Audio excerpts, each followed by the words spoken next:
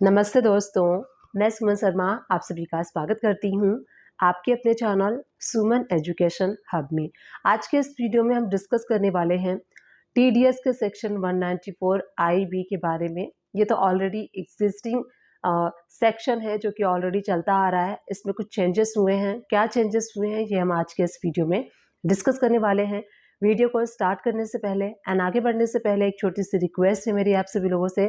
अगर आप first time मेरे चैनल पे आए हैं एंड न्यू व्यूवर हैं तो प्लीज़ मेक श्योर मेरा एक और चैनल है सुमन एजुकेशन हब इंग्लिश, जो कि इंग्लिश लैंग्वेज में अकाउंटिंग के वर्क को सिखाता है। तो प्लीज़ उस चैनल को भी सपोर्ट कीजिए, लाइक शेयर सब्सक्राइब कीजिए सो दैट वो चैनल ग्रो हो सके एंड वहाँ पे मैं जो भी अकाउंटिंग का वर्क इंग्लिश लैंग्वेज में सीखना चाहते हैं उनको मैं अकाउंटिंग का वर्क इंग्लिश लैंग्वेज में सिखा सकूँ। आज हम डिस्कस करने वाले हैं टीडीएस के सेक्शन 194 आईबी के बारे में। तो इसमें क्या चेंज हुआ है, टीडीएस का जो सबसे पहले हम जान लेते हैं कि टीडीएस का सेक्शन 194 आई किसके लिए है। आप सभी को पता है कि टीडीएस का सेक्शन 194 आई है जिससे रिलेटेड कि हम रेंट के पेमेंट पे टीडीएस को डिडक्ट करते हैं। एंड पहले टीडीएस का सेक्शन 194 आई था जिसमें कि रेंट पेमेंट पे टीडीएस डिडक्ट किया जाता था। थ्रेशोल्ड लिमिट थी 2,40,000, टैक्स रेट है 10%। ये प्लांट एंड ये जो होता है रेंट ऑफिसेस के लिए होता है। अगर आप उस ऑफिसेस का रेंट पे कर रहे हैं, गोडाउन का रेंट पे कर रहे हैं, प्लांट एंड मशीनरी के लिए अलग रेट होता है और ऑफिसेस के लिए बिल्डिंग के लिए ये रेट है।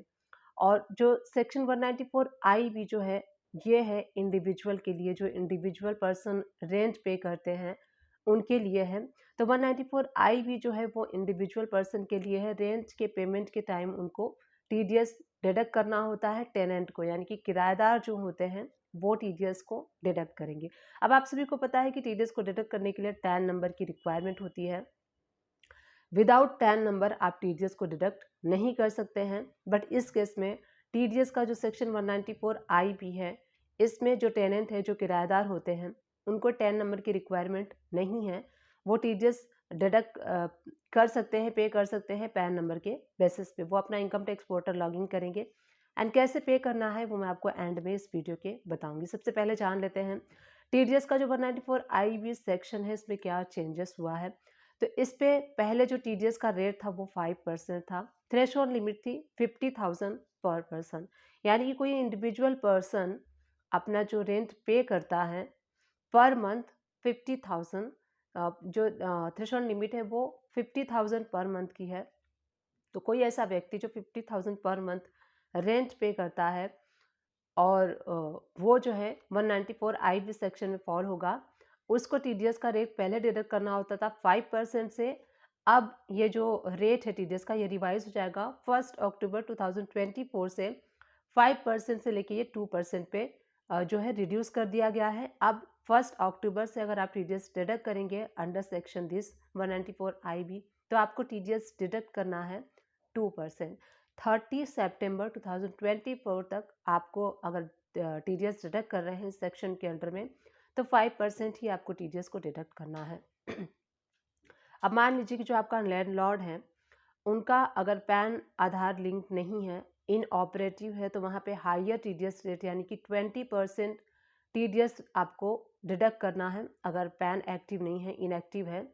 और उस केसेस में आपको 20% फ्लैट हायर रेट से टीडीएस डिडक्ट करके एंड गवर्नमेंट को पे कर देना है।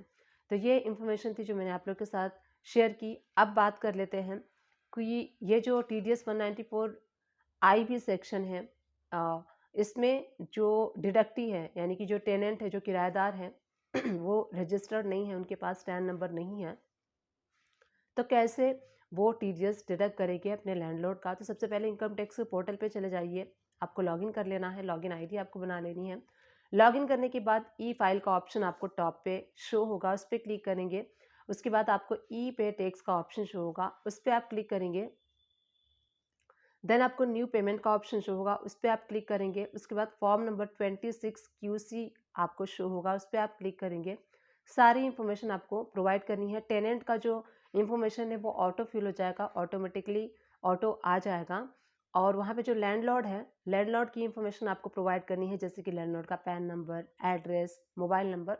लैंडलॉर्ड से रिलेटेड सारी इन्फॉर्मेशन प्रोवाइड करने के बाद आपको प्रॉपर्टी की डिटेल्स वहाँ पे प्रोवाइड करनी है एंड एंड में आपको पेमेंट की डिटेल प्रोवाइड करनी है, कैसे आप पेमेंट करना चाहते हैं। एंड आपका जो TDS है वो पे हो जाएगा, लैंडलॉर्ड का आप डिडक्ट कर लेंगे। और जब आप TDS डिडक्ट करते हैं उसके 30 डेज़ के अंदर अंदर आपको TDS गवर्नमेंट को पे कर देना होता है। 15 डेज़ में आपको 50 डेज़ के अंडर अंडर जब आप पे कर देते हैं, आपको अपने लैंडलॉर्ड को TDS का जो सर्टिफिकेट होता है जो आपने डिडक्ट किया है वो प्रोवाइड करना है। तो ये सारी इन्फॉर्मेशन उम्मीद करती हूँ कि आप सभी लोग के लिए हेल्पफुल रही होगी। TDS सेक्शन 194 IB का जो हमने डिस्कस किया, जिसका कि पहले TDS रेट था 5%, अब उसको रिड्यूस करके 1 अक्टूबर 2024 से 2% कर दिया गया है। तो अब आपको 2% ही TDS डिडक्ट करना है। उम्मीद करती हूँ ये वीडियो आप सभी लोग के लिए हेल्पफुल रही होगी। अगर हेल्पफुल रही है तो प्लीज़ चैनल को लाइक शेयर सब्सक्राइब कर दीजिएगा। Thank you for watching, keep watching